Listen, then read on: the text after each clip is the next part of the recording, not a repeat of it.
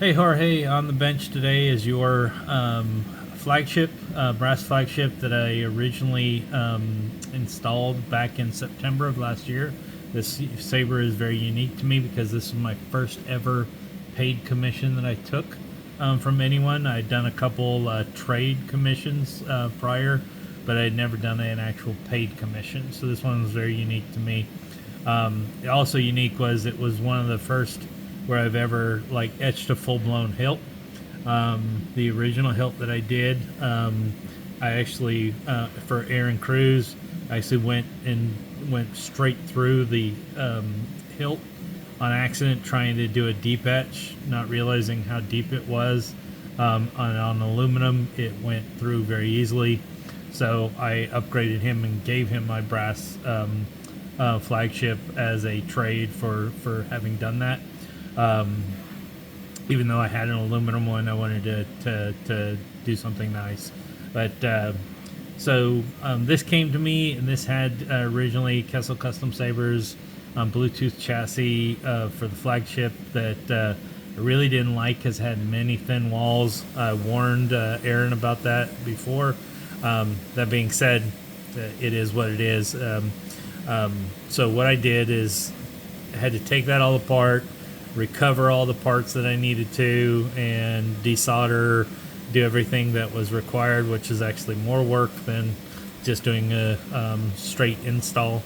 But I went ahead and did this, and as you can see here, this is the updated chassis that I did here. It is a static chassis. The static chassis is actually held in by this right here and this set screw right here. This set screw is a very long set screw. Don't take that out unless you plan to take it out. And before we had a two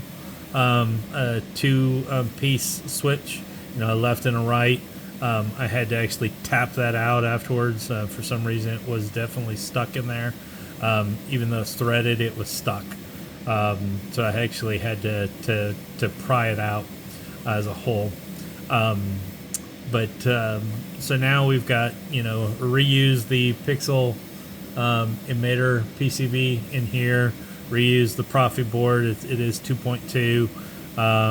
Didn't change the programming on it at all. I had to use a new kill switch because it got destroyed in trying to take it out. Had to use a new speaker because the speaker definitely was on there. Even though I was able to pull it off, it started to back out and come out. So, it is what it is. So ultimately, needed a mixture of new parts, and you provided this switch. So that's actually installed as well. So overall, a really decent chassis, and it does have room right in here should you ever want to use the Bluetooth module. I did actually save all your previous parts. I actually upgraded to a newer SD card too, so your old SD card's in here. Your Bluetooth modules in here, along with the other pixel switch, and then the USB connections that you had in here, because I did not do USB charging on this at all. I just did removable battery that can be pulled out. So as you can see here, you can just pull the battery out. You can also just tap it out pretty easily. So but there you go. So go ahead, the battery positive is down towards here, down towards the pommel. So you just slide it in, and you can see you have pixel accents on both sides now. They are run in parallel with the pixel accent here. I just made it simple instead of making them separately addressed. You can actually change that if you like in the coding.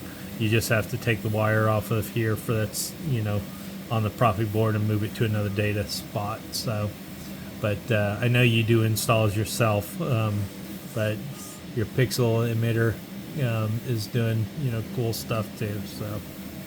So yep.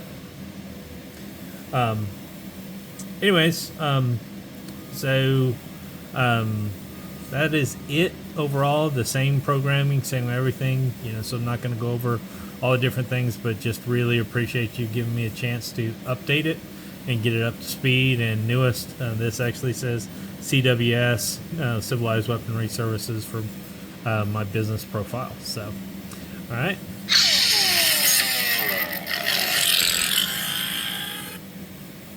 So.